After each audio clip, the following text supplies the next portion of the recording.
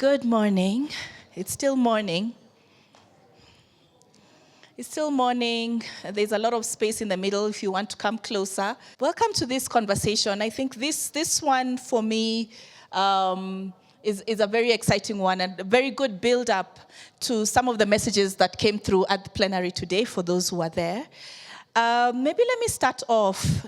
How many of us have the experience of operating or having to navigate in a space which they did not design? You are not part of deciding how you're going to, be in a particular room or operate in a certain way, but you came in and you had to fit in. How many of us have that experience? By show of hands. Confidently. All right, yeah. So quite a number of us. Today's conversation is going to look at the question of how certain members of our communities, our very own, are often left out of deciding how their fate is going to be. There are some of us who have heard the statement, nothing about us without, nothing for me without me. Nothing for us. Yes, we say it, but quite often in our practice, we don't quite do that. I remember whenever we're working with, sometimes I support helping to build coalitions of local actors around a community and help them to come up with joint actions that, go to uplift, especially the most marginalized. And I remember in a planning meeting once, this team, they kept saying, yeah, them, they, their community, them, right? Let's think about them. And I kept saying, but why are you othering yourself? Aren't you part of that community, right? And those your people, are those your aunties, your mothers, your family members, and why are we leaving them out? Quite often we do that. We remove ourselves from a certain situation or a particular community, and we start to think about them. Sometimes we say, okay, let's invite them to the table, but I think this conversation invites us not just to invite them to the table, but perhaps even redesign the whole room where the table is going to be. Today we have a set of folks, lead conversationalists with this experience, who will come and talk to us, especially a community that we talk about but we don't always think about. Folks, persons with disability, people who live in informal settlements. We want to hear how have some of these people managed, some of our colleagues managed to actually redesign their systems and their processes. What tools have they been using to make sure that they leave nobody behind? I'm very excited for this one. It sounds like it's going to be very educational. Hopefully you have notepads or electronic devices to take some notes because I'm looking forward to this. I will start off by inviting, I think, colleagues from the Disability Rights Fund. Well, the first ones will, Washington Sati, whom I know very well. I'm yet to make him my friend once I learn certain things.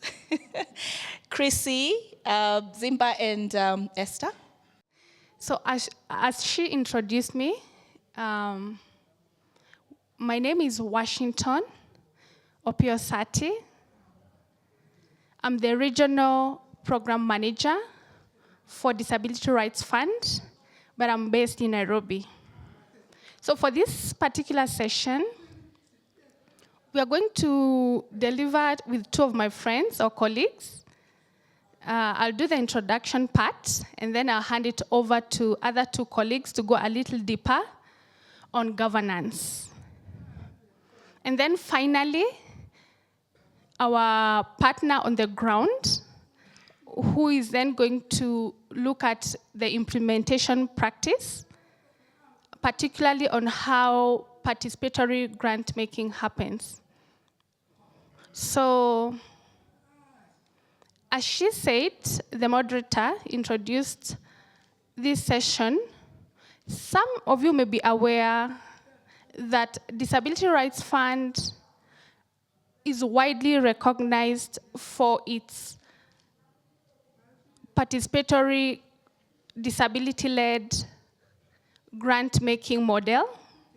So we want all of us to evaluate the models that we're using. So we're going to look to what extent are persons with disabilities sitting at every level of decision-making and how. Not only decision-making, but also in different stages of grant making as well. from proposal review to monitoring and evaluation to implementation, the entire process. So that's what we are going to talk about today.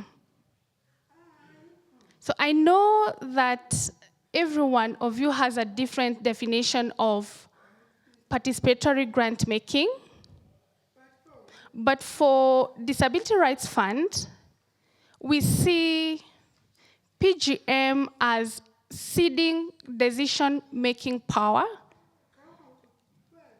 and making a power about funding decisions.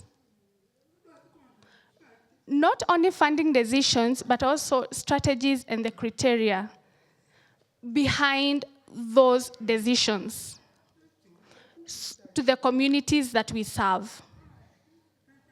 As Disability Rights Fund, we center organizations of persons with disabilities because that is a group that has been excluded in the philanthropy sector. And as we understand this, we emphasize that some of the key principles here where we recognize that the process matters as well as the outcome. Sometimes we emphasize on the outcome all the time. That's important as well. But we also need to understand the process itself because it's really important. Within the process, we are able to empower persons with disabilities so that they have knowledge, they have skills that they can use to influence the change within the disability movement. As Disability Rights Fund, when we talk about PGM, it's not only about the money, but it goes beyond that. We are also community-centered. It's more about simple, flexible, and transparent way of doing things. Yesterday's discussion, we were told to embrace philanthropy. We embrace trust-based philanthropy, which also emphasizes on those principles, on simple, flexible, and transparent ways of doing things. So more importantly, some of you agree with me that PGM is not about perfection. Some of you think we must be very perfect in doing this, but it's about learning over time and doing it again and again. It has to be relational and continuous. So you can begin slowly and progressively achieve what you want to do. So I don't want to walk you through, to take a lot of time to walk you through who we are, but I just want to emphasize on that we are a global-led, that we are a leading catalyst for disability rights movement across the global south. And that goes beyond Africa, Asia, the Pacific Island, and also the Caribbean. So that is where we support those organizations of persons with disabilities. As I said earlier, we emphasize on empowerment of persons with disabilities because most of them are not able to access resources just like other people. They have been excluded, and many see them as risk organizations. So some see, this group requires maybe certain skills or certain technical capacity to work with, but that's not very true. All of us can learn together to be in a position to implement programs. And that's why DRF invests in this group. Over the years, our work has opened doors for disability rights leaders in different countries to be able to speak out to duty bearers at local, national, and regional levels as well, which we would not have done. And we've been able to achieve systemic change. So about data, I think some of you may have heard that one area that I must emphasize on is that only 4% of human rights funding from foundations support disability rights. This truly is a serious gap.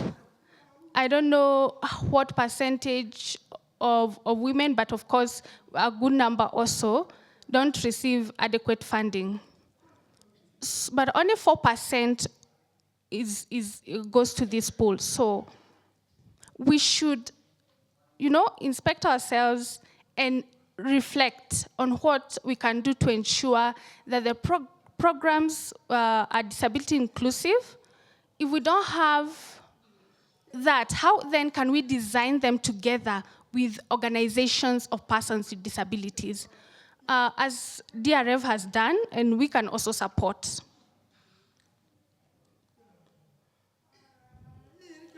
So in terms of our approach, I think we have 3 fundamental approaches within the participatory grant making, which I mentioned earlier. But here, what I want to emphasize is our work with program officers who are themselves persons with disabilities on the ground. They understand the they have the lived experience and understand the technical issues and all issues, so they're able to guide and support the organizations of persons with disabilities in grant-making processes. All the program officers on the ground are actually persons with disabilities themselves. We also prioritize those who are marginalized groups and underserved groups, because we must be aware that within the disability movement, we have different categories. I'm a deaf person. We have other categories also. We have indigenous peoples. We have people we support, for example, LGBTQI plus individuals. We have people we support with psychosocial disabilities, intellectual disabilities. Those groups have over time been disadvantaged within the same disability movement. So we prioritize them because we know they are a risk group, so we take the risk. We provide grants to them, even though they're not registered, and also for those ones that are emerging. So we work with them through fiscal sponsors to allow them grow together and just learn and navigate the landscape in terms of governance, advocacy, and also the skills that they require. I'm happy to report that we have been able to support more than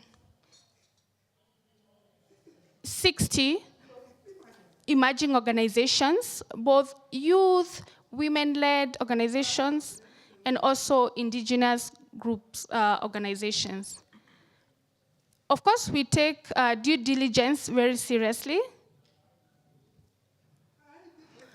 I think this is very clear on peer and collective learning for persons with disabilities to grow. They need to come together on their own capacity, their own way. So what we do is provide technical support, guidance. Every year they convene, maybe at regional levels, at national levels, and they have discussions on what is affecting them. And maybe also gain from knowledge from each other. This is really important to us because many platforms like these, I've only seen maybe 2 organizations of persons with disabilities. So we need to empower them, allow them to come, provide them with avenues to learn and all that. The other area is I'm focusing on is advocacy, inclusive advocacy. For us, we feel at different levels of decision making, we appreciate how we support the groups of rather organizations of persons with disabilities at different levels, national level, regional levels, as a way to influence change at different levels, because that's not the only way to support them. So I want to pause there for now and invite my colleague just to give you a deeper understanding on our governance structure, on how the decisions on funding are made within the organization. And thank you so much for your attention. Thank you. All right, thank you so much, Washington. Good morning, everyone. Okay, so my name is Chris Zimba. I'm the DRF and DRF Program Officer for Sub-Saharan Africa, and I'm based in Malawi. So I'm going to carry on from where my colleague Washington stopped. So I'm going to talk about the governance structure within the DRF grant making. So when we talk about participatory governance at DRF, what do we really mean? We mean that persons with disabilities are involved at every stage of decision making. So this reflects the slogan of nothing for us without us. In many traditional funding models, decisions about funding are normally far from the communities that are being served. And DRF is intentionally changing that by including persons with disabilities themselves within the decision-making processes. So who do we have at the helm of decision-making? So we have the board of directors, who the majority of them are persons with disabilities themselves. And this is important. You may be asking yourself, why? This is important because they bring both the lived experience, they also bring the movement expertise to strategic decision-making. So the board not only provides that, but they also provide oversight, accountability, and strategic directions, or ensuring that the organization remain responsive to disability rights, and also movements around the world. Not only are the board of directors persons with disabilities themselves, but as Washington, my colleague, has already mentioned earlier, that more than half of DRF staff identify as persons with disabilities. And they come directly from the disability movements themselves, from the communities that we are staying, from the communities that we are working with. So this means that the grantee partners that we are supporting are often interacting with people who understand their realities firsthand. We understand the barriers that the disability communities are facing in the countries that we are supporting. We also understand the opportunities, because many of us have lived those challenges themselves. But participation does not only end at the board and staff level. It extends directly to the decision-making of who receives funding and who doesn't through the grant-making committee. Next slide, please. So the grant-making committee is one of the strongest examples of participatory grant-making within DRF, because it consists of disability leaders that are coming from the communities themselves. It consists of activists and advocates who bring, as I've already said, lived experience and also deep movement knowledge. And the grant-making committee's role is to review applications. So they carefully review the applications against the DRF funding priorities and eligibility criteria. They assess whether projects are relevant, they assess whether projects are feasible and likely to create meaningful change for persons with disabilities. And the GMC does not only look at the proposal, they look beyond the proposals. So they also look at the context, because they understand the context of those organizations where they're operating. So they understand the context in which organizations operate and can identify promising grassroots initiatives and also other emergent organizations that my colleague has mentioned that traditional donors sometimes overlook. So after reviewing the applications, the committee then discusses and ranks those proposals. And then they make recommendations on which grant proposal should receive funding and which should not, based on the ranking that they've made. So this process then helps to ensure that the resources are reaching organizations that are deeply rooted in disability communities. Next slide, please. So one of the greatest strengths of the grant-making committee is the expertise that they bring. And then also the members have spent years advocating for issues that persons with disabilities are facing in the communities. So why does this matter? It matters because traditional funding systems, sometimes they rely heavily on technical assessments and also written proposals. But the grant-making committee, they will assess grassroots organizations that may sometimes not have those professional expertise of developing grant proposals, as my colleague Washington has already mentioned. And they also promote equity and inclusion because they actively ensure that those emergent and marginalized groups are involved in funding decisions. So some of the groups or marginalized groups that the GMC makes sure that is included in the funding decisions are women with disabilities, youth with disabilities, persons with psychosocial disabilities, deaf communities. And this is done intentionally so that we help to ensure that those that are often excluded are not left behind. Next slide, please. So at the core of participatory grant making is shifting the power. So the grant making committee is one practical example of how Disability Rights Fund shares decision making with communities that we are serving, rather than concentrating the power just at the donor institutions. And this matters because people that are closest to the challenges are often best placed to identify effective solutions that can resolve the challenges that they are facing. So when persons with disabilities help determine funding priorities, the grant-making process then becomes more relevant and responsive to the needs that they want, and also resolving the challenges that they're experiencing. Next slide, please. So our participatory grant making, as I've said, is disability-led, which makes sure that persons with disabilities themselves are making decisions. It is participatory, which means communities have meaningful opportunities to shape the outcomes. It is trust-based, which means relationships are built on mutual respect and understanding rather than excessive control. It is also grounded in lived experience, which means decision is informed by real-world experiences. It is responsive to movement priorities, which means funding usually and always aligns with the priorities that are emerging from disability rights movements themselves. Next slide, please.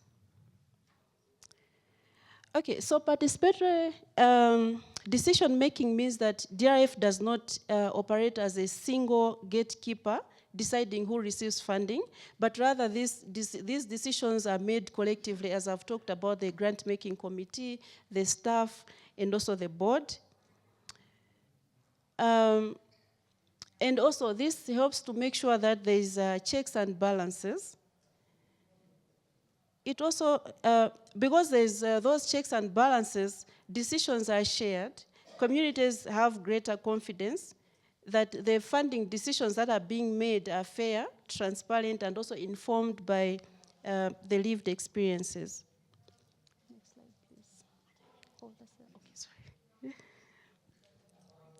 Okay, so there's one closing statement that I want to share with you all, and that is, I'm going to read from my slide. So, DRF participatory governance model demonstrates that disability communities are not just recipients of philanthropy, but rather they are leaders, experts and decision makers. So by placing persons with disabilities at the center of governance and grant making, we are helping to build a more inclusive, accountable, and equitable philanthropic sector. So at this point, I want to hand over to my colleague Esther, that is going to share about how grantee partners participate in this participatory grant making. Thank you. Good morning, ladies and gentlemen. My name is Esther Chozida. I work with the National Union of Disabled Persons of Uganda as the Chief Executive.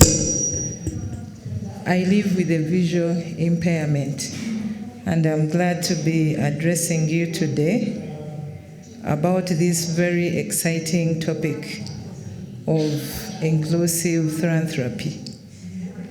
NUDIP is an umbrella organization of persons with disabilities in Uganda with a membership of 146 district-based associations and 17 national-level associations with a vision of having a just and fair society where persons with disabilities live in dignity and prosperity. We are glad that we have benefited from the participatory grant making done by the Disability Rights Fund for a number of years.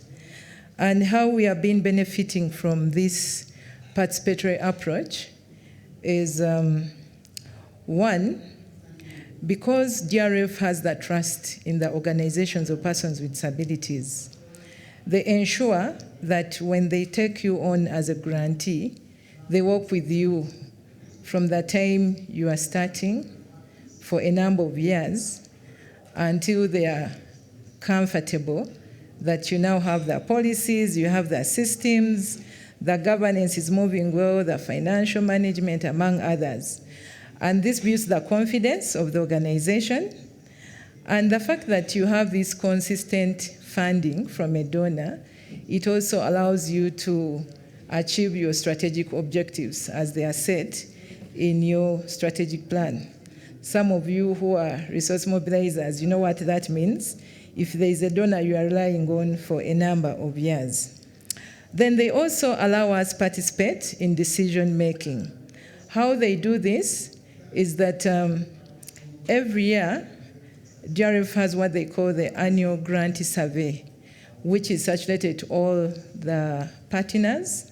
And in this survey, they are checking our thoughts on what are the areas that you want us to prioritize for the coming year in terms of investing the money.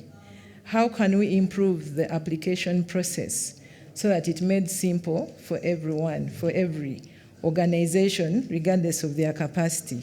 What more can we do in regards to capacity building? What else can we do better that we are not doing? To us, the fact that we are given this opportunity to suggest and make our recommendation, this is highly commendable, and we feel that we are listened to by the donor, the fact that they are picking on our voices. And the beauty is that they don't only seek for advice, but they actually pick on the recommendations that we give, though not all of them, but majority are taken on. Then the other way we participate in decision making is through what they call grantee convening meetings. These used to be done every year, but they have since changed. They are done regularly from country to country. The purpose of the convening meetings was to enable us as grantees to put our heads together, share experiences, share learnings, challenges, emerging issues in the area of advocacy, and how we support each other in terms of making sure that the projects that are funded are actually progressing well. And the grantee convenings is one convening that everyone would be excited about, because there's a lot that happens there in terms of information sharing. Then the other area that DRF supports us is on the stakeholder involvement. You know, sometimes you can have a partner who keeps saying, let's do a stakeholder mapping, but they don't go ahead to see how to engage these stakeholders. But in the DRF funding, stakeholders, including government, civil society organizations, development partners, and other leaders in the disability sector are mobilized and brought together during the convenings and other spaces to share experiences on what advocacy issues are there and what needs to change in the advocacy space. And as a result, we have seen several collaborations happening as a result of this kind of engagement. Consortiums are built with the non-disabled organizations, and governments have opened doors for effective engagement, which is also highly commended. Then the other issue is on movement building and networking. DRF has been supporting the OPDs, Organizations of Persons with Disabilities, to build diverse movements of persons with disabilities of different categories, of different backgrounds, rural, urban, age, gender, among others. And the purpose of these movements is to make sure that we understand and appreciate each other's unique needs. For instance, if Esther is sitting with Washington, who is deaf, I should say I know what he exactly wants because he's using sign language, and me, I'm using Braille and other softwares that enable me to communicate. So if we are not having a movement that appreciates each other, it becomes difficult even to advocate for them. So DRF has been building the disability movement and making sure that they are inclusive. But does not stop at that. It also links us to the mainstream civil society organizations who are not necessarily doing disability work, to make them appreciate inclusion and also see how to mainstream issues of disability into their programming. And the other area is what we have been talking about since yesterday, the trust-based funding and philanthropy. As you listen to my colleagues, DRF picks on the emerging disability organizations. And emerging means that this is an organization that only has maybe a board and someone calling themselves executive directors when they even don't have the qualifications. But they pick on you. They walk a journey with you. They trust that you can make it. And normally, the question has been, how do you dare risk to go with such an organization? And there are others. But at the end of the day, we are always excited and happy to see that what they called emerging, at the period of 3 to 4 years, 5 years, they are big organizations with systems, with clear programming, with clear staffing, and with clear boards. But imagine if there was no one to touch such an organization, who'd ever? And at the end of the day, we see many partners coming in because they've admired how this organization is doing their things, but forgetting that there was someone who started this whole journey. So with all that, I want to appreciate the Disability Rights Fund for continuing to involve organizations of persons with disabilities and ensuring that the participatory grant making is surely a reality. Thank you for listening. And on that note, I would want to invite Lina from AD International to come and speak more about the participatory grant making. Thank you for listening. Still morning? Morning, everyone, still. Thanks very much for being here. I'm Lina Biru. I'm from AD International, and I want to share a bit about our journey as a UK-based INGO working across Africa and Asia to shift power and resourcing directly to disability justice movements. At AD, we describe ourselves as a participatory grant maker for disability justice. I'm not going to go into our PGM too much because you've heard a lot about it from our friends at DRF. Our mission now is to resource disability justice activists and organizations to nurture lived experience leadership and influence fairness in funding so that disability justice movements can thrive.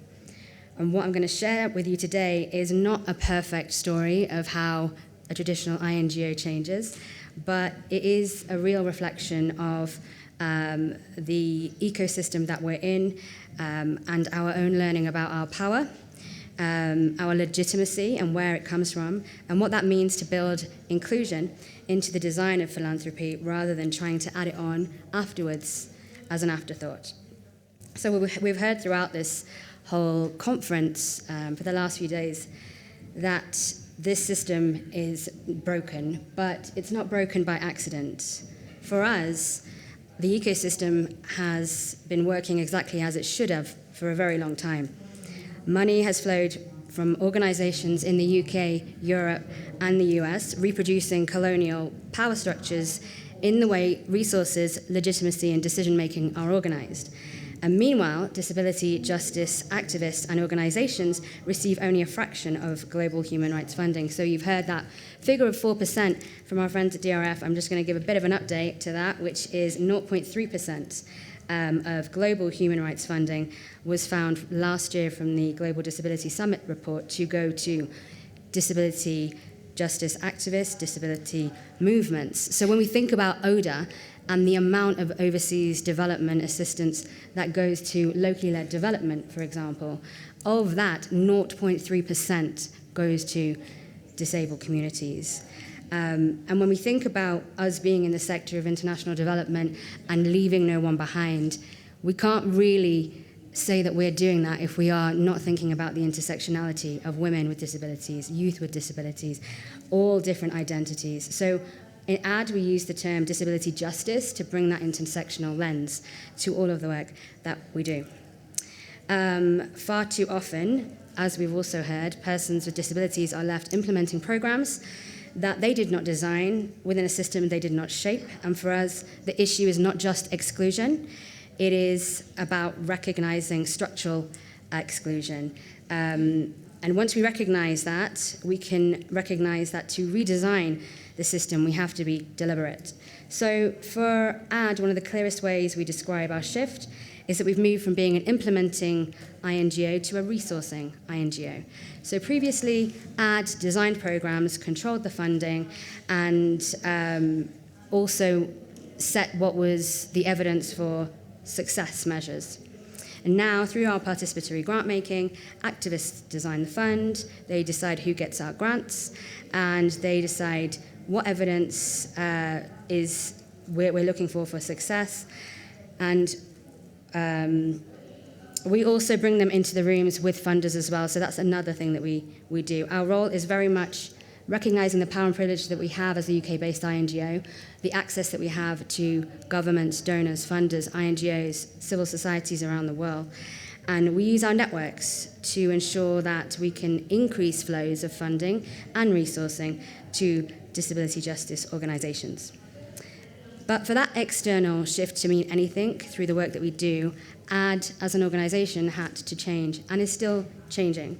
We had to be honest that we cannot shift power in practice unless we actually think about how we change internally. If we still believe that our job is to fix communities, to speak for them, or to hold on to authority, then we're never going to get there. So some of our assumptions as an organization internally had to change. We had to say clearly that we were going to be held more accountable to the disability justice movement than to our donors, and that our legitimacy comes from our partnership with the movements, not from the programs that we did. And that seeking resources itself is a justice issue, it is a political issue. AD still has access to its networks and funding that a lot of our partners do not. And so we believe that with that power brings a lot of responsibility, and this is why we decided to refresh our strategy. So our strategy at the moment now is called Matura Rico, Flow. And that word matters to us because it reminds us that this work is not about centering AD, it's about increasing the flow of resources and opportunities to disability justice activists and organizations. So this is why our work is organized around these 5 pillars that you can see: resourcing activism, nourishing the movements, nurturing leaders, influencing funders, and transforming AD as an organization. Participatory grant-making is central, but it sits within something broader. The movement strength, the lived experience, leadership, the sector influence. So again, thinking about our own power and privilege in the seat of empire and colonialism, as a UK INGO, we have a responsibility to influence governments, to influence other funders, and to influence INGOs to change the way they fund and work with communities that they exist to support. And one of our really exciting areas is our Global Disability Leadership Academy. So we see leadership not simply as preparing people to navigate the existing systems, but actually to create the conditions for people with disabilities to shape the systems and lead on their own terms. So what does this actually look like in practice? For us, power shifting means that staff have to stop performing expertise and start creating space for the communities that we exist to support. And one of the reasons that we know that this matters is that there is demand, huge demand.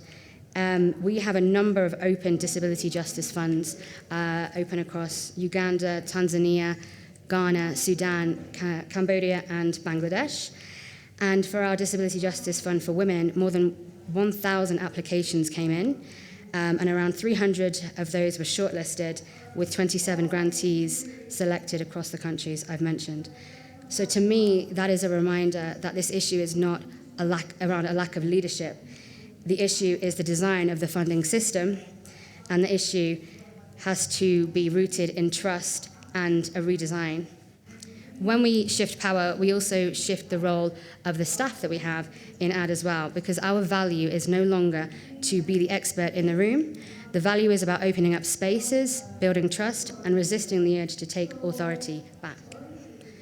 So this is why I wanted to include this quote from my colleague Scovia. She works in our Uganda office, and when she says, "I don't take the power back to me," she's capturing something very important about the work that we do. Participatory practice is not just about how we fund, it's about how we work with our communities.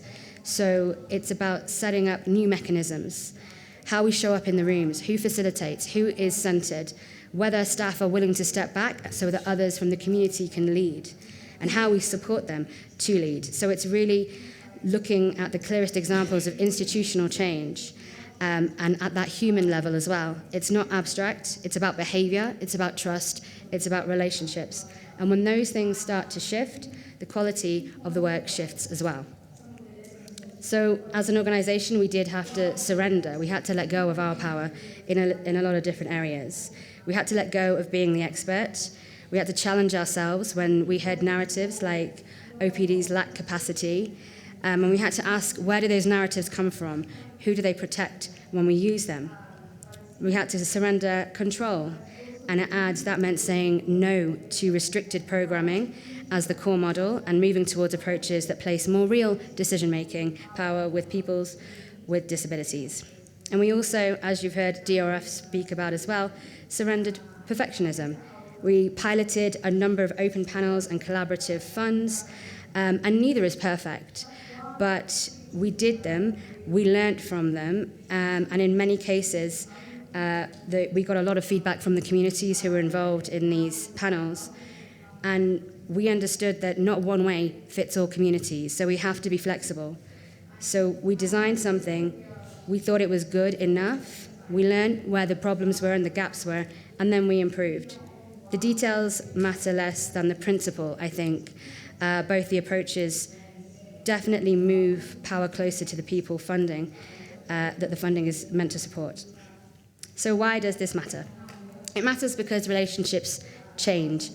Fear becomes trust, inspection becomes partnerships. It matters because funding is used in ways that are more grounded in lived experience, with people defining their own priorities, their own evidence of success, and they use their funding how they want.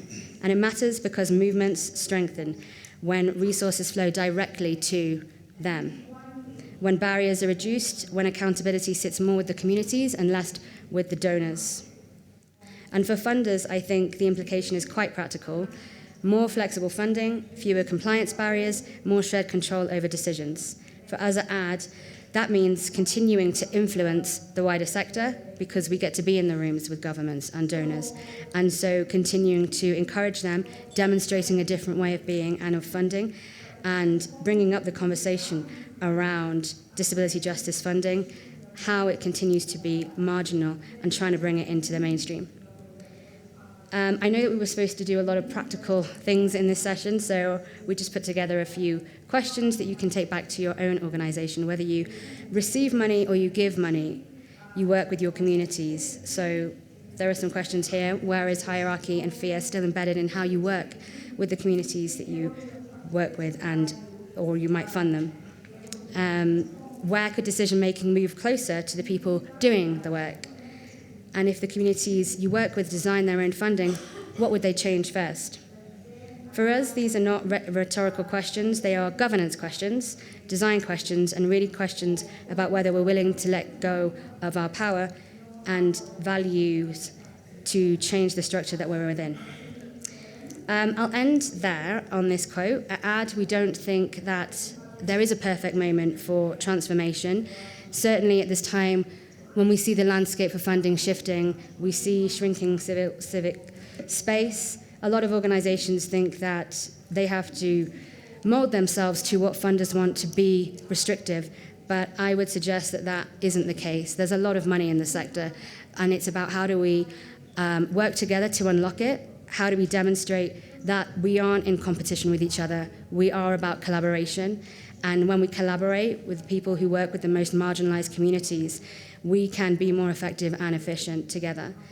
If we're serious about a philanthropy that is inclusive in design, then I think that the task in front of us all is not simply to widen participation at the edges, but to rethink fundamentally how we work as organizations internally, who holds power, and then work together to change the systems. Thank you very much. I'm going to invite Stephen up. Thank you so much, Lena. We can give her another clap. How many of us love storytelling? Because Stephen is coming to share stories of how this works. And Stephen Ikonya means a helper. So I'm not going to do this alone. We are going to do this together. Do we agree? Do we agree? Thank you. Stephen works for an organization called the Action Foundation, which is a Kenyan women-led grassroots organization working to end exclusion, discrimination, systemic inequality faced by children and youth with disabilities and their caregivers in undeserved communities. And our mission is simple. Our mission is to improve the quality of life of children and youth with disabilities. And since 2009, when the organization was founded by Maria Omare, the Action Foundation has advanced inclusive health, inclusive education for children, youth, and women with disabilities, partnering with community to champion disability prevention and disability inclusive services across Kenya and Africa sustainably. And I'll begin this with a case. And a child was a disability because I decided to start with this, that the issue of compounded exclusion. One case of a child who has a disability in one area called Kajiado County. And this lady, when we visited her with the mindset that we were going to support her, that she did not have anything to offer. And when we sat in her room, just one room in Kajiado, just a small room, a Maasai room. And we were sharing story, how did this happen? For her, number one, it was an issue of access. And because of access, there was delayed labor. And because of delayed labor, she ended up giving birth to a child who had a disability. But again, we are coming there just to see how we can be able to assist. And this woman goes back to her room and comes with a full bag full of socks. Because for this woman, when she gave birth to this child who has a disability, her career ended. And then she had to think of other ways of livelihood. And one of the ways she could come up with was, she decided that I want to start making socks and selling them to the community. But there was an issue, and the issue was the market. And when we came in, we were part of that market, as you are also part of this market today. Are you part of this market? Thank you. And so this is a case of one mother representing so many other mothers who have children with disabilities in our communities. And for this mother, there are so many overlapping barriers that they face, from the barrier of area identification, because when she was narrating the story to her, is that she went to the hospital for growth monitoring. But unfortunately, the disability was confirmed when the child was 4 years old. But again, she was asking her, but I had been going to the same hospital from when my child was very, very young.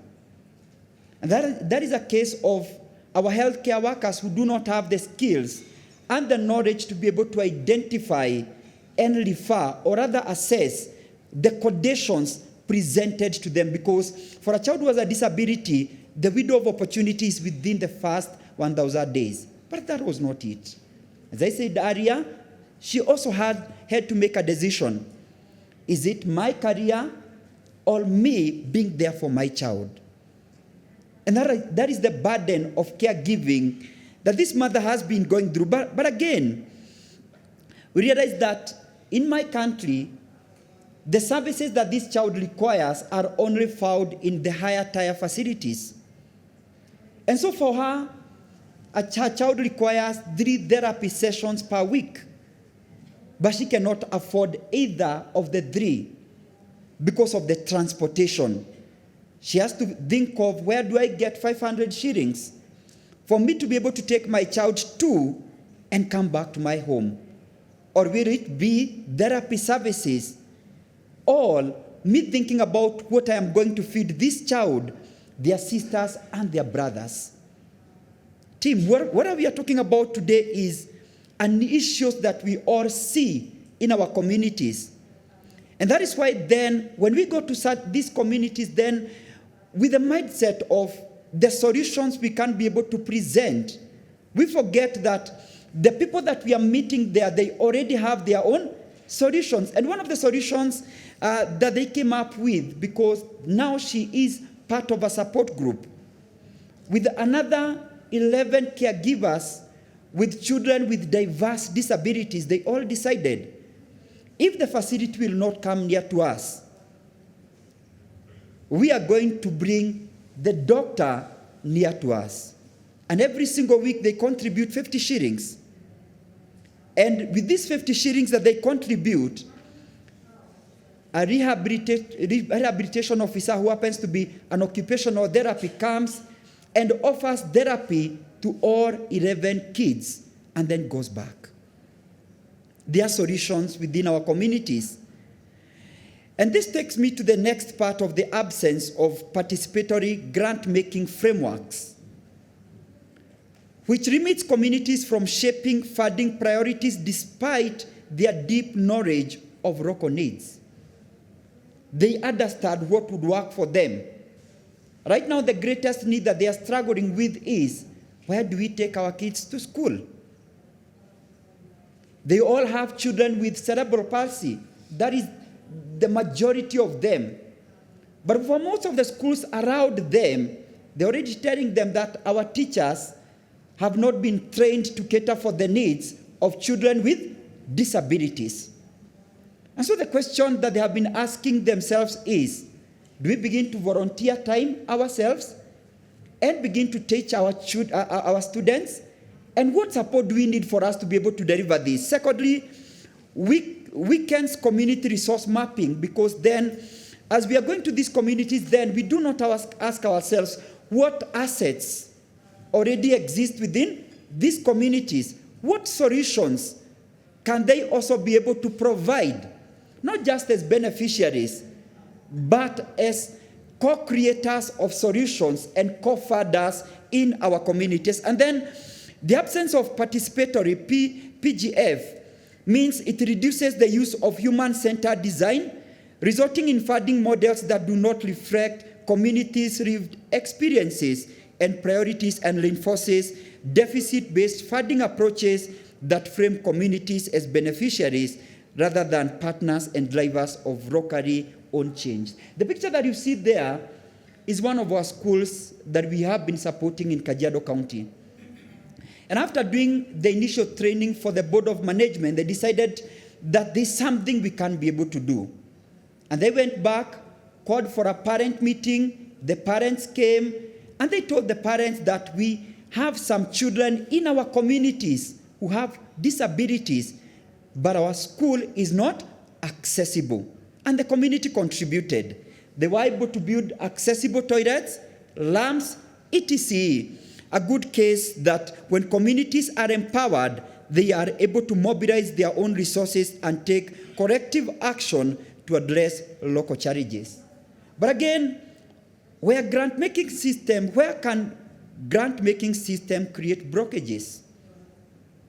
Because for me, I'm thinking about the self-help groups that are already in the communities, like the 11 mothers who have already registered their own self-help groups. All of them, their intention is livelihood and support for their children who have disabilities. But again, they do not have an office. They do not have audited accounts. They do not have a finance officer. But they have a dream. They have a constitution. And they know they have a business proposal that is fundable. And so the first thing that we thought of is one information. That again, even as we are seated here, our 11 caregivers do not have any idea of where they can get some grants, donations, for them to be able to meet the urgent needs that they currently have. Secondly, eligibility, as we were saying, they don't have the structures. Or is it compliance, formal data, or lived experience? Which is which? Which is stronger than the other? If I was to present my lived experience, and you come with statistics, which is which? If the mother says that my child requires medication, and then we do a study of 80% of the 11 caregivers requires medication, both the data sets are speaking the same thing. But again, when you go to the community, what they have is the lived experience. They do not have the data. And then we have evidence and participation. Communities consulted late, or sometimes not at all. And this is something that we have also had to learn as an organization, that sometimes as you are creating programs, you do not create programs for, but you create programs with the communities that you want to intervene for. And this is the missing link: participatory grant making. Move communities from being mentioned to shaping decisions. And by that, we are talking about participatory priorities. Communities help define what should be funded. Like for the 11 caregivers, if you go with a program to them, for them, they already know what they want. They already know that, yes, we have been able to raise, because some of these kids are 5 years, they are school ready. So they already know their priorities. Secondly, resource mapping. Local assets, readers, networks, and capacities are visible, like the schools that I just showed you.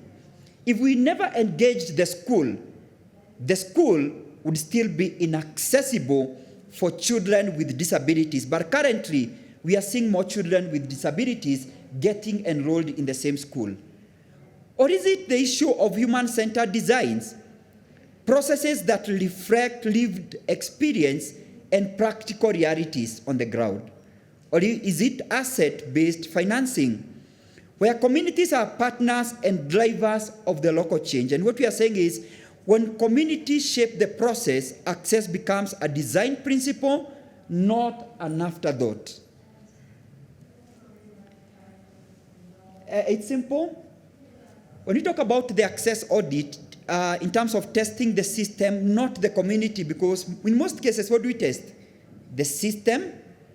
Sorry, we test the community, not the system. And I want to conclude with a story in one of our counties in Rift Valley. And one time we went there and we thought that their greatest need was water. And so we went, we had a meeting with the community leaders. And during our discussions, the community leaders, they started talking to one another. And they told us to give them a few minutes to discuss. And when they came back, they told us that we have discussed and deliberated, and what we think we need now is not water, but rather we need a stretcher. Because in that community, they only had one stretcher. And that one stretcher, they were using it to carry a person who died in the community, as well as to carry a person that was sick. And culturally, then there was an issue there. And they told us that if you buy us 2 stretchers, we are going to buy 2 stretchers for ourselves. For us, we thought that water was the immediate need, but to them, there's something wrong. The dead cannot mix with the living. Could it be that is how we are framing participatory grant making? Where we go, we sit with the communities, but we already have something in mind. What they need is water. But to the community, what they need, cost allowed 10,000. Yet we have a budget of 1.5 million. So in terms of the access audit, eligibility, who is filtered out before they can apply? Or the possible shift, broaden entry points, accept fiscal host or coalitions. For us, we just had to go with whatever they wanted. And we went back to our father and told the father, we are sorry. The community says that they do not need water. And they were coming up with even solar panels. We had thought about the whole process and the number of millions this would cost. But to the community, what we need is costing around 50K Kenyan shillings, and that is it. Or is it compliance? Are requirements proportionate to grant size and context? All use right size due diligence and stage requirements, or whose knowledge counts as evidence, because this is core. Every time we are writing proposals, one of the things that you have to justify is, have you done any, do you have any other evaluations, impact reports that you can share with us? But to the community, they do not have that. They will not share with you the impact reports. They will not share with you evaluation studies. What they have is that I know my child is sick. We are this number of OPDs in our communities. We are supporting this number of children with disabilities. If you give us support, we can be able to reach more. They have the data, but they do not have the report. They have the informal data, not the formal. Or is it participation? Who has power to shape priorities and decisions? Include communities, reviewers, and feedback groups. And so, as I conclude, because we agreed that Ikonya means a helper, then you're going to help me. And one of the questions that I thought then we can answer as a room is, what practical shifts can fathers seated here with us today can make to make grant making more participatory and inclusive? Maybe 1 or 2 minutes with your QR code. Just what shifts do we need to see among our fathers so that we can make this process participatory and inclusive, so that we begin to deal with all the issues of exclusion? Just 2 or 3 minutes, and then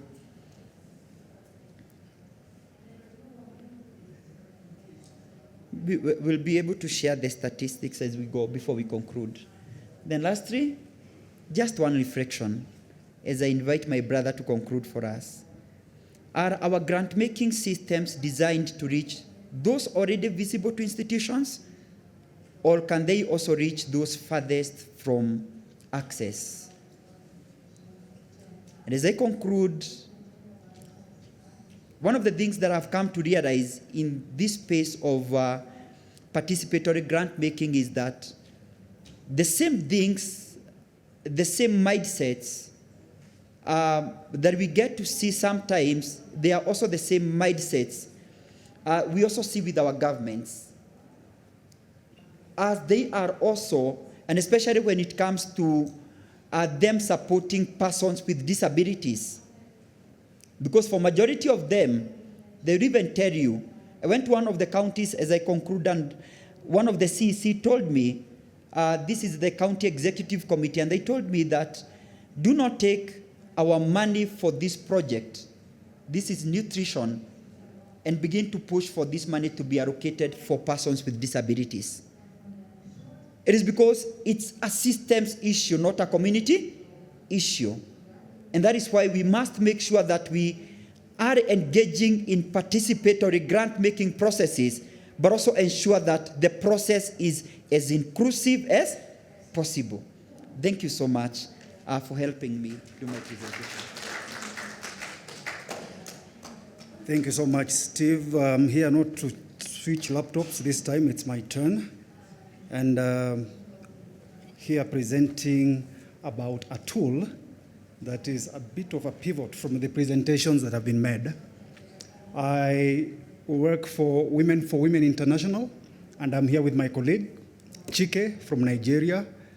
And we specifically work with women survivors of war and conflict around the world. And you can imagine the number of countries that are getting into conflict today. As we speak today, this afternoon, more than 50 countries in Africa are experiencing active conflict. And that is not far away from where you work and sit. So as you continue to work in your space, imagine and think about what do these buzzwords mean when you talk about last mile, the hard to reach, marginalized, what actually goes into your mind? Is it the off-road, lack of electricity, using a 4x4 hardtop to reach the people? But even where you do that, you can imagine some spaces where you cannot actually physically access because of war, so your physical security is actually affected. In those spaces, the people who run those local economies are actually women, because oftentimes when wars happen, men are actually in the war or they're quickly running away. They leave women because of the care duties, and we know that women are not a homogeneous group. We have seen that we have also women with different abilities. Those will not leave that space. So they're exposed to a number of vulnerabilities, including rape. And by the time you come to serve them as a program, there are a number of mental issues you have to deal with, even before you talk about, say, women economic empowerment, an aspect that I deal with. So in my presentation today, as you imagine this, and in the conversation and the spirit of the conference, where we are talking about transforming from aid or philanthropic infrastructure to a subject of my choice, innovative finance models that support impact investing for enterprises, in our case, of women survivors of war and conflict, in contexts oftentimes that still have active conflict. And hence, when you talk about risk in the space of innovating finance, it's not about credit risk, operational risk. It's actually physical risk. And where you can access that woman, you also have to deal with psychosocial issues before she sits down and actually listen to you. Yet, these are the same women who are running those local economies because systems there have been broken. Microfinance institutions, banks, and formal cooperatives do not exist. And I speak at this point in time in our organization where we are building an impact investing fund on top of what we are doing. We are doing an ultra-poor graduation model, and it has come to our attention that most of the graduates who have come out of our 12-month program, Stronger Women, Stronger Nations, have actually matured but cannot be served in terms of access to capital where they are. And for that reason, as an organization, we have made an intentional decision to create another platform and infrastructure for capital deployment, and that's the ZISA social investing. But then the question is, how do we ensure that the voices of these women are actually within the room? One of the panelists this morning talked about we should go beyond consultations, because most of us engage consultants to go and actually do assessments and studies, and they come back to us with a report. Those reports inform the product features of our, say, if it's a financial institution or financial services. But the question is, do we actually step back and interrogate the report and the features that the consultants have given us? So that's the spirit of my presentation, going beyond consultations. And so for more than 30 years, Women for Women has worked with women survivors of war, and we have our own experiences that are actually making us start questioning how we are doing what we are doing. And so, not going into the details of the program, I'm standing before you today to introduce the Beyond Consultations tool. And it's my prayer that after my presentations, among the many tools you are going to take out of this conference, this shall be one of them, because it has proven to work through our advocacy program, because we do advocacy, we do social empowerment, we do men engagement program, and also we do economic empowerment, a space I am in. And because I'm in that space, I'm also taking the leadership to transform the organization to innovative finance through the ZISA impact investing. And there are lessons we are learning from this conference. There are contacts we are picking, and we are going to discuss how the experiences of this tool have actually shaped the thinking of what we are designing. So we agree, I think, by the end of this conference, which is today, that consultation is not equal to participation. We bring the reports in the office, we design programs, and we engage consultants, but the reality is consultations are not equivalent to participation by these women. And oftentimes, by the time we draft the TOR, the agenda has already been set by the organization, probably because the person who is funding that idea has given you what they want to fund. So by the time you engage a consultant and they go to the village in the community, the last mile, the agenda is set. So it's too late for the woman to put her voice in that agenda. The TOR is simply an exercise that is coming to extract information. And once that information is extracted, it's not even taken back to them. So the question this session is really asking, did we consult? The question we are not asking is if we consulted. It's at what point did the constituencies, the women, were involved throughout the process to ensure that the products we are designing, if we are transforming the infrastructures, the architecture, at what point is the voice of the client, the woman, or that person you intend to support has been part of the process? That's a question I think we should take out of this place. And just a bit of some background. The Beyond Consultation has been tested from 2023 with 225 women when it was starting across 13 countries. And it looks at 9 dimensions when you're actually looking at it in terms of an ecosystem approach. And it takes 31 criteria, which you are using to score to determine how effective this is. I'll briefly talk about these 9 dimensions, and of course, introduce to you the tool on how it works. But beyond this pilot field testing period, it has been used by our advocacy program, and it was found to be quite effective. I'll share with you the QR code, the reports are there, to assess 6,000 women across different countries, and their voice actually were very different from what the programs that were designed to support them were actually talking about. The 9 dimensions that we must assess or look at the level we work in, philanthropy or aid, include how the methodology was set, and I don't want to belabor the point. This has been said over and over and over in most of the sessions. Was it participatory when you talk about participatory governance? Because again, when we talk about making participatory grant making take place, the question at the back of our mind, or at least for me, is how do we institutionalize this?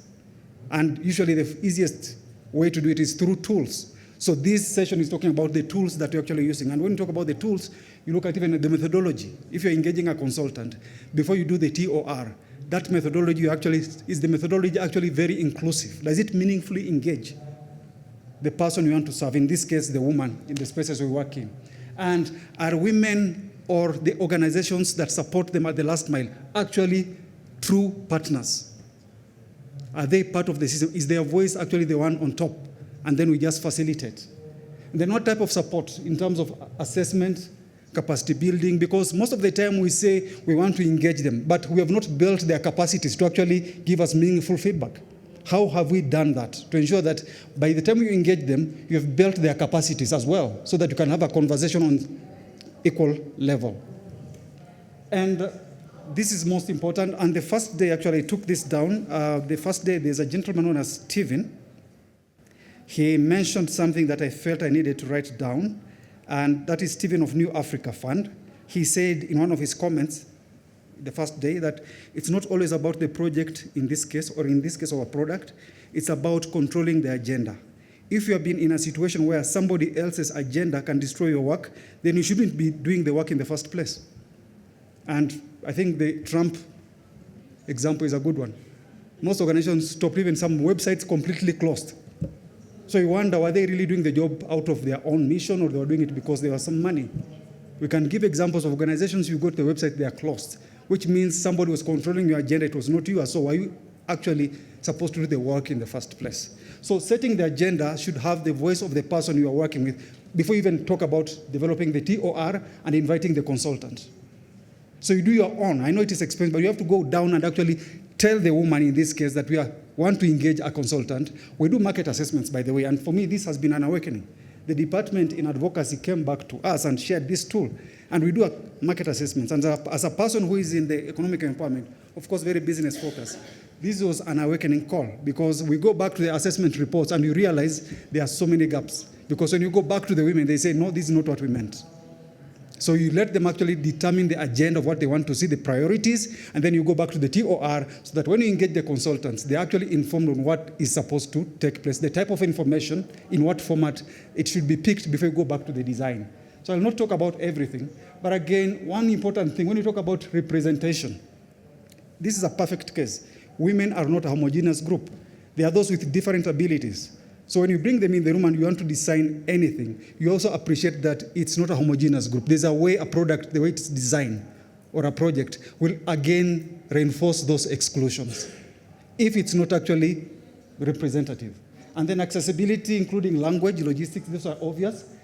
Different abilities, taking women out of their space, yet they have childcare responsibilities, actually can cause more harm than good. So this tool looks across the 9 dimensions to ensure that when you score your report or your project or product, it actually tends towards the green, because it uses a traffic light system. You are more towards the green.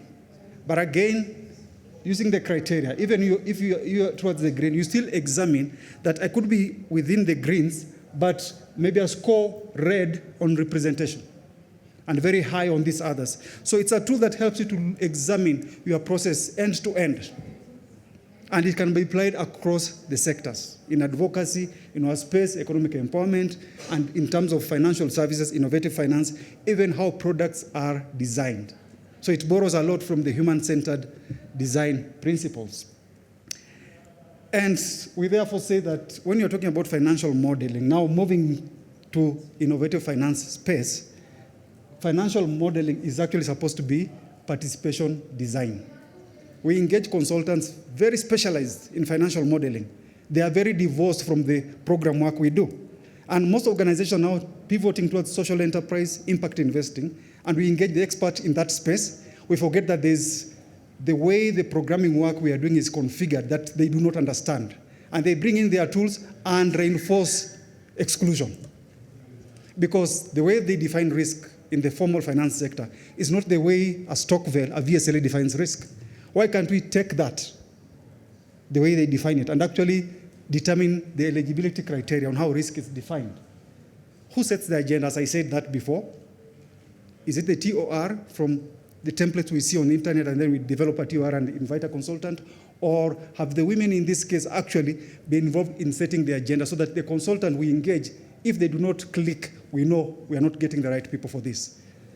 Who decides what success looks like? We know that we have the microfinance best practices in the case of innovative finance, because when we talk about innovative finance, it's a big word.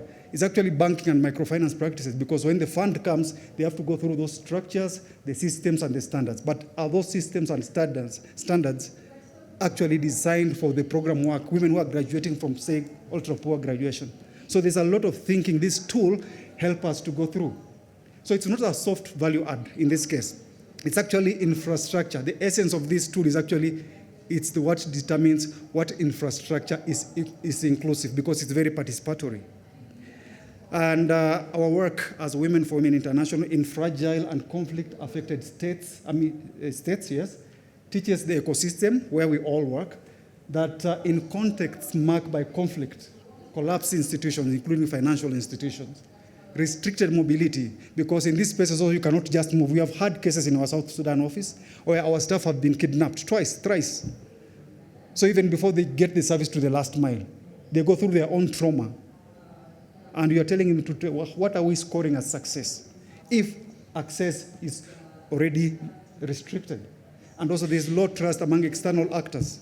So there's a lot of dynamics you have to play around before you actually make success works. So if we score success according to the traditional scorecard, we are missing out, because we are losing out on the who actually define success on how it looks. And in this case, for example, when you talk about transferring the lessons now from what we have been doing, you can imagine this tool has made the work successful and it's meaningful for the people we are engaging. It offers a very rigorous model for any philanthropic or financing context where communities have been designed around rather than with. And if it has worked in the context we're working, it obviously can work in any other context, because according to me, this is the most extreme you can go to in terms of last mile. This is the most extreme you can go, because even your physical security is at risk. Before you talk about credit operational risk, you can imagine. So by the time you get there and you're starting to work, you are peeling out so many layers before you get to what you call success. So we have 3 uncomfortable questions for us here. And I think this has been reinforced in every session after session. Who designs the architecture? Are women in hard-to-reach context present when philanthropic capital structures are designed? How is the governance framework? That's actually building on my colleague's presentation. And ecosystem strategies, how are they being designed? Or are they being designed, or are they being involved only when implementation begins? And for somebody who has been in this sector for more than 2 decades, sometimes when we have these conversations, it feels like deja vu. So you ask yourself, why is it not happening still? And I've come to a conclusion that unless these conversations and the tools are institutionalized, we go back with them and actually apply with them within our organizations, they become part of our work and our business. It remains on PowerPoint slides in every conference. And who bears the cost of participation? If you are telling women to come now, you are doing an assessment, you have to make it participatory. They are leaving their childcare work, they are leaving their micro-enterprise. Are you paying for that? So when you're designing your budget, it must also capture to pay back for their time out of their enterprise, because they are sitting and giving you the intellectual property, which will make also you score well in terms of your project success. But are you also paying for their time? And finally, what happens after consultations? And that's the essence of this tool and how it's actually named, beyond consultations. Do we come back and tell them, this is what you said, this is what we have come up with, these are the designs, and actually they feed back in again so that we close that loop. Oftentimes, because of budget and resources, it doesn't happen. And we just go on. And 4 practical commitments we suggest, we are asking the ecosystem to do. The first one, build a participation design check into every capital deployment process. How does your infrastructure, your architecture look before the money moves in? Another thing is integrate beyond consultations tool into your monitoring and evaluation, accountability and learning processes so that it keeps on having that adaptive management aspect throughout. And then seek feedback from the constituencies that you want to work with all the time, not just after the consultations, but throughout the process of your project or business, in this case, innovative finance. And then share your progress as part of the ecosystem, because there is a platform, community of practice, and we're sharing the slides, of course, and the email address is there. At the same time, we have shared access to the tools, the website, and also for information, as most of organizations are actually moving towards impact investing. We want to learn together. Please go and also look at our Ziza social investing. We are trying to make sure women in these hard-to-reach places accept capital, impact investing, and make it work. And ultimately saying that applying the Beyond Consultations tool will ensure that women, in this case, have their voices heard. It's at the center of the room, and that their contributions shape the philanthropic and financial architecture in sustainable ways, and that the enterprise potential is achieved. Because we have said and we have known that aid will not transform our continent. It's enterprise that will transform our continent, and it's encouraging to see that Trump happened, which woke us up so that we think beyond aid into social enterprises, innovative finance structures. Thank you so much, ladies and gentlemen. I take the meeting back to the moderator. I hope you're feeling as inspired and as educated as I am feeling, even though I had to walk out for a few minutes. Thank you to all the panelists for being so generous with sharing your models. And we can already see, I don't know how you all are feeling, but I can already feel like if this is something I start to practice, it might actually just deepen some of the work that we do. So I want to open it up to any comments, any questions, anything that resonated for you from any of the presentations. I wish we had chairs so I can have all the presenters here in case you've forgotten who spoke. Yeah. But we'll make do. Any comments? Anybody wants to share what they've also done? I can take a couple. Yeah. Thank you so much. I'm Awur Ayecho from Development Dynamics. This was such a timely, thank you. This was such a timely discussion, especially related to the work that we are doing. So at Development Dynamics within the Investment Catalyst, we've created a fund Fundi lab, which basically means it's a place where we're experimenting with funding approaches and also designing funds. For within Development Dynamics and also with partners. And there are a couple of things that kind of stood out to me in the course of all the presentations. A quick observation is that I think one, we are looking solely at trust-based philanthropy as an anchor for us to move from the traditional aid paradigm. However, I think we need to unpack a lot more. I think there are other forms like social justice philanthropy, reparative philanthropy, and we need to be very specific. What is the purpose? What are we trying to undo? So when it comes to, I think when it comes to disability rights and inclusion and any form of inclusion, it's not only trust-based philanthropy, but reparative philanthropy, which seeks to reverse the harm that is caused by exclusion. But then when you have a situation like where you're looking at something like racial justice, that looks like trust-based philanthropy and liberatory philanthropy, right? So I think combining a lot more of those approaches would be really, really fruitful. And I think these tools are also something that we're very keen on looking at within the Fund Fundi Lab. So this is also an open invitation to just further these conversations and see what we can test together. Thank you. Thank you. You've introduced so many concepts for us. I think next time you're going to do a session. Hi, good afternoon, everyone. My name is Winnie Cody. I'm with the International Funders for Indigenous Peoples. We are a global network of funders that's dedicated to Indigenous peoples to promote thought partnerships and build, thought leadership and partnerships between philanthropy and Indigenous peoples. And I just wanted to share a concept, well, not a concept, it's something that's happening now, and it's called Indigenous philanthropy. So what we work with Indigenous-led funds, and these are funds that are not just community-based. They are created by the community, they're run by the community, and so they're based in community values.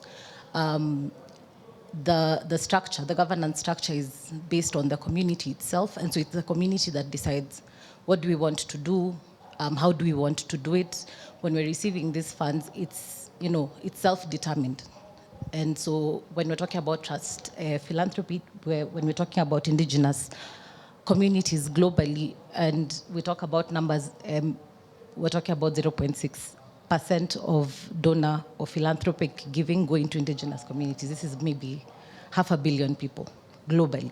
So that amount of money is very small. And so when we look at indigenous-led funds as infrastructure to receive, for these communities to receive funding, everything we're talking about is what they embody. And so this is something that we want to talk about, indigenous philanthropy. How do you let the community lead their own development, they self-determine how they use it. And so what indigenous-led funds do is they are accountable to their communities first and accountable to funders or whoever it is that they're receiving money from. And so I'm glad that this conversation is already happening, because this is actually things that are already happening within the indigenous communities, not just in Africa, but also in other places in the global, globally. Thank you. My name is Janet Mawio, a leadership and OD consultant. To ADD, I love the presentations, all of them. But to ADD, I was just wondering, what would you say was the real driver of the change you've made? Because it's so significant at a time when a lot of NGOs have been unable to make those moves. Does it have anything to do with the kind of funding you have? Because many look like they're a bit numb, especially after Trump. But this is the kind of change we need. But so is it anything to do with you having flexible funding, or does that have anything to do with it? And have you managed to do any feedback from, now that you've started this way of working, from how you did it before and currently? What's the sense of how are communities experiencing the new sort of power you've enabled them to experience? Blessing to be in this room. Powerful presentations. And I like it so much because I carry it back home. Everything that was happening in this room, I reflect back at home to see exactly what we are doing. My name is Eric. I work with an organization based in Kisumu County, Our Lady of Perpetual Support for people living with HIV, AIDS, and orphans. We work at the intersection of health, education, and family strengthening. Over the years, one of the things that we've been implementing are a comprehensive care and support for orphans and vulnerable children, and we work with the households. And our program is based on a comprehensive assessment of each and every household that we work with. And the assessment is household-led. So meaning each and every household is supported to assess their needs, their strength, and then we come together as an organization, together with the household, to set milestones that needs to be achieved within a given period of time. And over the years, one of the things that we realized was that children who live in these particular households with various forms of disabilities were actually excluded. And therefore, in our strategic plan 2023-2028, we made a deliberate decision to do disability mainstreaming. And we've been doing it. So one of the things that we're doing is, this is not a question, but basically a reflection, is support assessment at various assessment centers within the communities. And then with the assessment, we assess these children, and then we also support school placement, depending on what form of disability they have. And one of the things, or challenges we actually faced as an organization is placement of children with mental disabilities, especially autistic children. So children with physical disabilities, those ones we are very easy, but management of children with mental disabilities have become a very big challenge to the organization and also to the households caring for them. So I would, actually we have very, very good lessons from our interventions. And I would actually like to have a conversation with any member from the Action Foundation so that together we can see what are these lessons we have and how can they be used to inform program design moving forward. some still available. I think after this we can have some conversation to see exactly how best we can support one another. Thank you. Okay, I'll try just transform it into a comment. And appreciate the speaker who mentioned about right size when you are determining how you are going to do your participatory grant making. But I would really appreciate, I don't know whether, because at KCD we've also done a bit of that, but I think what doesn't come out very true into the ecosystem is a recipe, and probably that is what also ties to what Jana is talking about. The recipe for participatory grant making to thrive, both at institutional level, if you are a re-granter or grant maker, what is the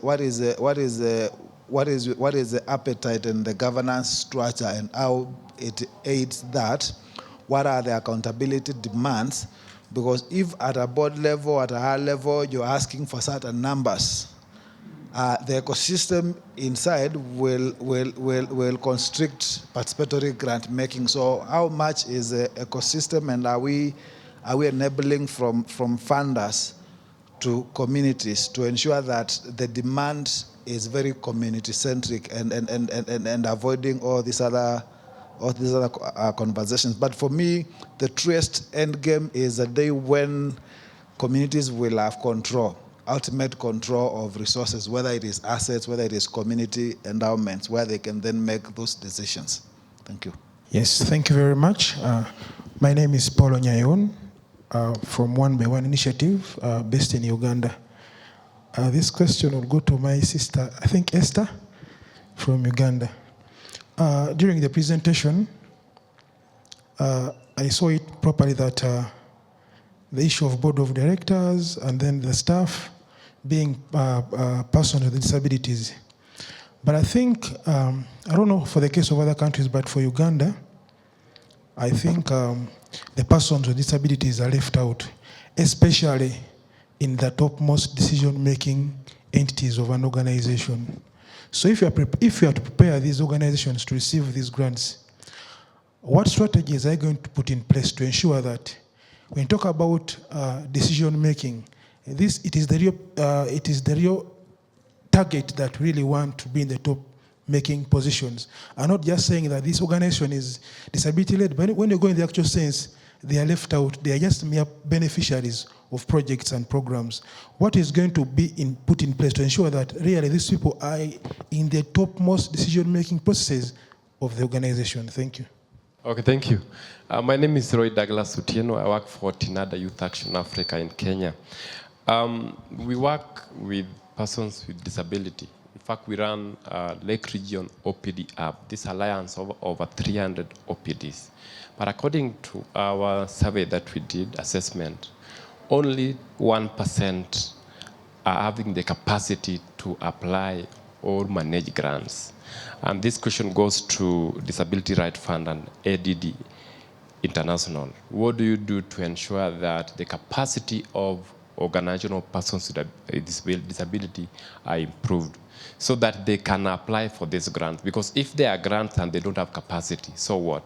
Do you have a package, a specific package, just to ensure that this package is for capacity strengthening so that we raise their capacity? That is the reason why when there are such grants, they cannot apply. Number two goes to Women for Women International. How do you ensure you bring about disability inclusion? And lastly, it's about reasonable accommodation and accessibility. This goes to the Action Fund. And how do you ensure that reasonable accommodation and accessibility announced? Because we realize that number of budgets, number of grants, they come, but there's no budget line for reasonable accommodation or accessibility. It's a great issue. Thank you.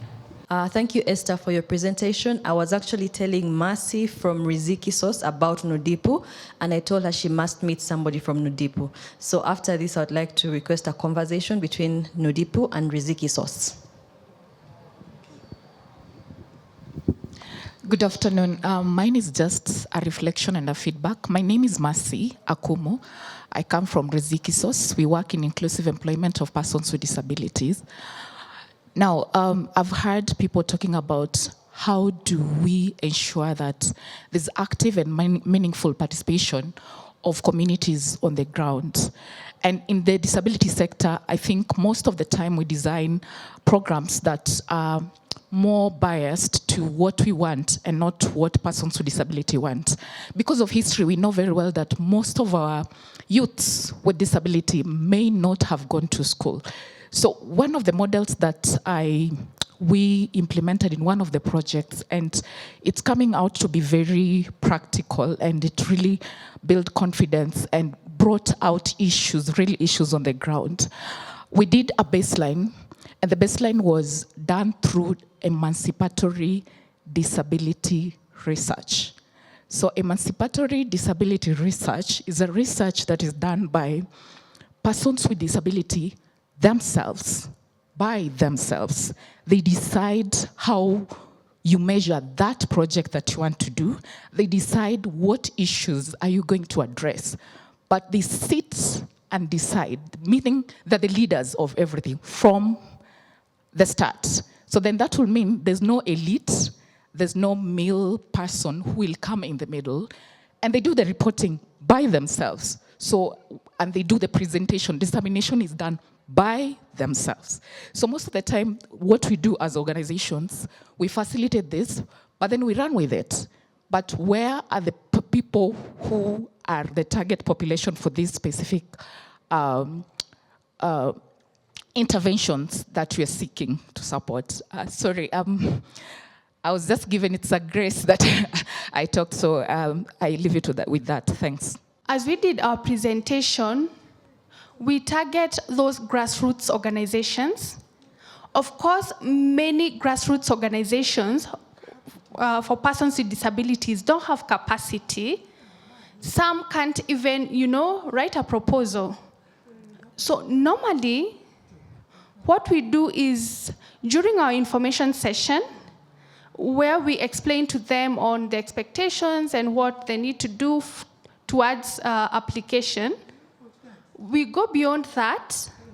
We have our program officers on the ground with really lived experience who are able then to support those grassroots organizations in that process of proposal, maybe preparation, and just fine-tune it to ensure that it aligns to their organization's priorities and also the funding priorities. So throughout the process, until that includes during implementation, they are supported throughout. And also, as we said, we are also open to work with organizations that are not registered through fiscal sponsors who come in so that they can help them and support them grow. So we don't just ignore them simply because they don't have capacity to do what we probably needs to be done. Thank you. Okay. I can answer a couple of the questions that were for Ad. So what was the driver of the change? It wasn't the current funding landscape. Actually, this transition started 3 to 4 years ago. So the conversations around decolonization, racial justice in the UK and Europe have been around for a very long time, talking very explicitly about racism in funding and international development. So there's quite a few organizations who are already engaged in rethinking their models and rethinking whether they move their headquarters, whether they shift power in different ways, whether they close, whether they merge. That is very much a live conversation, and it has been accelerated since USAID, FCDO, and everyone else cutting their funding. For my organization, similar to some of the feminist organizations as well, back 3-4 years ago, they changed their governance model where they have now 2 co-chairs, so they don't just have one person there, and one is with a person with disabilities. We have a quota on our board where we do have to be reflective of our communities as well, and this is something that we see a lot, particularly from the UK's perspective of funders who will only give to organizations who have representation on their board. So this is a requirement for a fair few foundations and trust in the UK. And we also have 2 co-CEOs as well. So we fundamentally changed our structure to shift power. We have a white lady in the UK, and we have Maybe a lot of people know Fred from AD, an African disabled man in Nairobi. He's in a wheelchair, and they very much split their roles. And we've also decentralized power in terms of decision making from the UK. So we don't call it UK office, Uganda office. We just have one AD. We are a global team now, and we have decision making in all the parts of those the countries that we work in. It's very much, so it's been implemented, 3 years ago. It meant a lot of people left the organization. It meant we had new roles. We moved from having program leads, for example, across Africa and Asia to movement liaisons. We changed the way we talk about the grantees. These are the movements that we work with. And we very much position ourselves with what we could see coming. Locally led development is kind of the horse that's bolted, particularly in the north. It's like the latest buzzword that it has been for a long time. But AD got on board very early, restructured, and with that came a different approach to funding.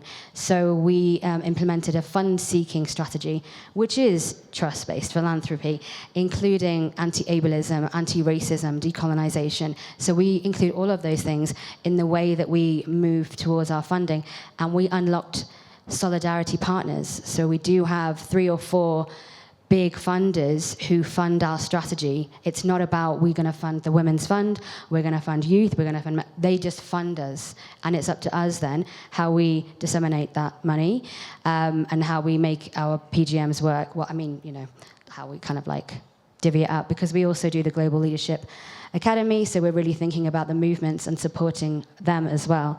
You asked about reflections. Definitely from our grantees. We've done this for a year, and we're very much a learning organisation, so we're going to be sharing a lot of the learnings across all of our funds of how it's gone, what we've learned as an organisation, and what our grantees have learned. So, for example, we did have an open call in Uganda for our Women's Fund, which we did. We did a review with our grantees, and they said they don't want another open call. They want to work it differently, and they want to have a closed call. So we're adapting to what they want, and we'll see how that goes, and we'll adapt. Whereas Tanzania want an open call. So in Cambodia, we have collective funds as well. So they're all very different, and we're very responsive to that. When we work in Sudan, we very much try and subvert the financial systems to make sure we can get people who need it, people with disabilities, the money that they need in the conflict zones. So we think very differently about fiscal hosting, individuals that we know, the networks that we work with, and we're very open to working with other partners who work across any of the countries that we do as well. This gentleman asked about persons with disabilities and the capacity strengthening. So this is something that we are doing as well. We are thinking about kind of back office sharing. So what knowledge do we have around financial systems within our grantees and our organisation that we can share with either OPD leaders or the organisations who end up getting money from us. But this is also another conversation that we're in with other funders like OSF and others about how they include support and for capacity building for receiving funds to local communities. How much of their grants would they allocate to that, and would they bake it in? So we're also talking to them. It's a lot of our influencing that we are trying to do. I need you to stop. I'm sorry. Were you done? Okay, thank you. I'll just get, because now we are a bit late. Yeah, very quickly, the question to Women for Women was, how do you ensure you bring about disability inclusion? And like most organizations now, there are disability, gender equity, inclusion policies. We have one that is very detailed, and especially because we also go beyond physical disabilities to mental because of the trauma of war. And again, stepping out of that, out of policies, I'll use my experience while at Catholic Relief. Savings groups are infrastructures most of us know, VSLS. We pushed for members within savings groups also when they're designing their constitution to make sure the meeting places should happen where the member who is most disadvantaged in terms of mobility, that's where they set the meetings. So that's an example you can take home on those infrastructures to make them disability inclusive. Thanks. Thank you. Yeah, also quickly, the question was around how NODIPO was ensuring disability inclusion, right from the board, management, staffing. NODIPO is an organization of persons with disabilities. So our board and the rest are persons with disabilities. But maybe your message is going to the mainstream organizations who say they are targeting persons with disabilities, and they have 1 or 2 in there just to tick the box. At the end of the day, they say we are being disability inclusive. So the message is, let's be holistic, that if you are saying you are disability inclusive, make sure all the structures, right from top to bottom, they include persons with disabilities. Civil Source Fund and is it Razik? We shall meet at lunchtime. Thank you. All right, thank you very much, ladies and gentlemen. Allow me to land this plane at the moment. And thank you very much for your participation, for staying up until now.